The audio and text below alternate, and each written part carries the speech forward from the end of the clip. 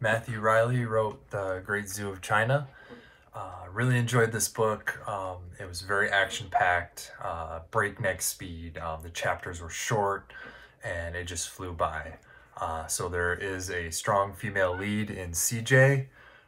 She approached problems from a different perspective. She was a vet and an animal veterinarian, and so she worked with crocodiles, and that kind of carried over into the larger reptiles that ended up being dragons. So each chapter, I kept wanting to find out what was going to happen next. So Matthew Riley did a great job with that. He's an Australian author.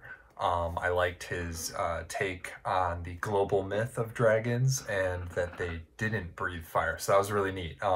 Made it realistic. It is a pure fantasy novel with with dragons, but I think he did a good job of making it believable. So yeah, one of the quotes that I liked was at the very beginning.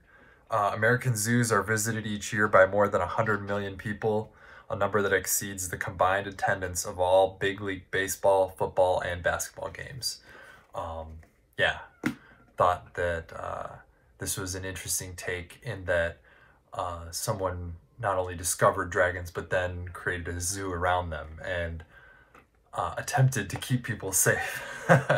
So with all the action, it was just a great, I think it would make a great movie. And I think they referenced Jurassic Park in there, so it's kind of similar in that way. But yeah, I really liked the garbage truck scene with the main character CJ being in and on a garbage truck, and then her brother with the fire truck. I really liked that scene as well.